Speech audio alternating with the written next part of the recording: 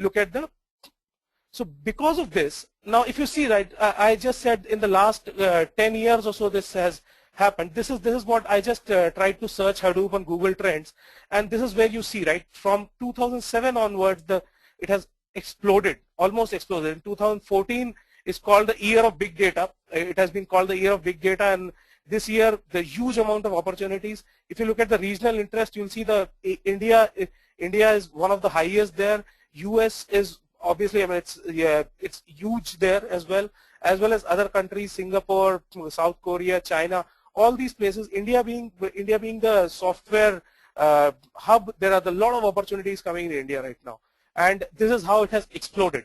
I'll not call it growing. I'll probably call it exploded. So, and probably going forward it will be much more than this. So there'll be opportunities. So let's look at what are the kind of opportunities and who are the people who can participate in this revolution. All of you are professionals here, so let's see what is there in for all of you. Now, how does Hadoop actually work? We'll talk about that as well. Before that, let's look at the Hadoop ecosystem.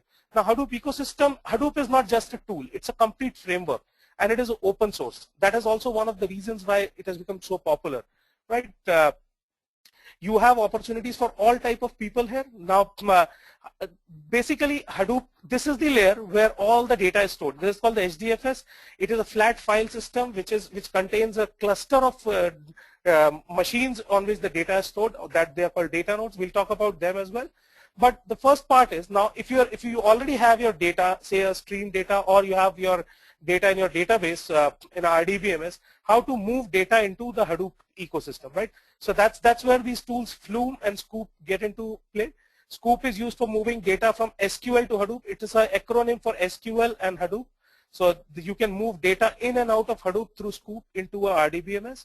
Similarly, you can move unstructured data, whether they are streaming data or their logs, through Flume. Flume is the tool for moving unstructured data or semi-structured data into Hadoop. Okay. Now, so this is the place where this complete data is stored across a cluster of computers. Now, this cluster can be as big as 5,000 to 10,000 nodes. Okay, there are challenges there. We'll talk about them, but just to understand, this is the layer of, or the storage layer here. It does not have any structure to it. It is flat file system there. All this data is moved as flat files here. Okay. Now, this is where DBAs and system administrators can grab this opportunity. There's a huge amount of requirements for database administrators as well as system administrators, Linux administrators, who can work as Hadoop admins, Hadoop administrators. Okay. Then comes the layer of MapReduce. MapReduce is the framework which has the programming model of Hadoop. Now, this is where, now I just told you that all your data is stored across a distributed cluster of computers. If you have to run any batch processing, you will write some program in MapReduce. It will be distributed across the cluster and it will be run, and the MapReduce framework takes care of the overall scheduling of jobs, monitoring of jobs, allocating resources, combining the jobs, managing failures. All that is managed by MapReduce framework. MapReduce also has a programming model. Now, the programming model for MapReduce, since Hadoop itself is written in Java, is predominantly in Java.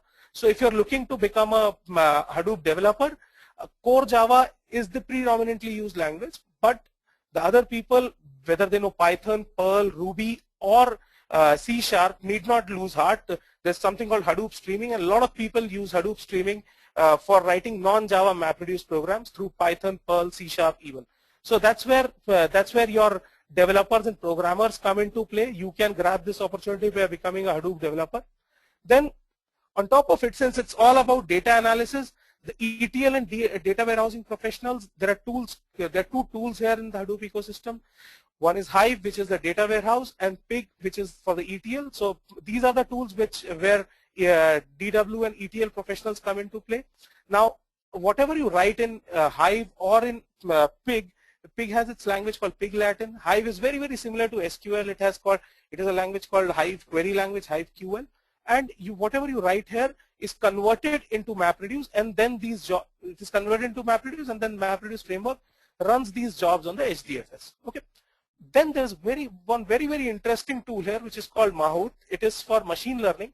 Say you must have seen on LinkedIn, seeing recommendations on LinkedIn or on product sites where they say people who bought this have also bought that.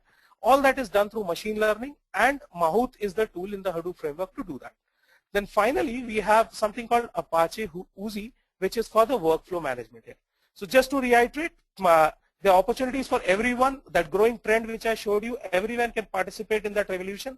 And these are the tools: Flume and Scoop for moving data into the Hadoop, MapReduce framework for running jobs, managing the scheduling resources, okay, and writing programs, Hive and Pig for ETL people, and Mahout again for machine learning.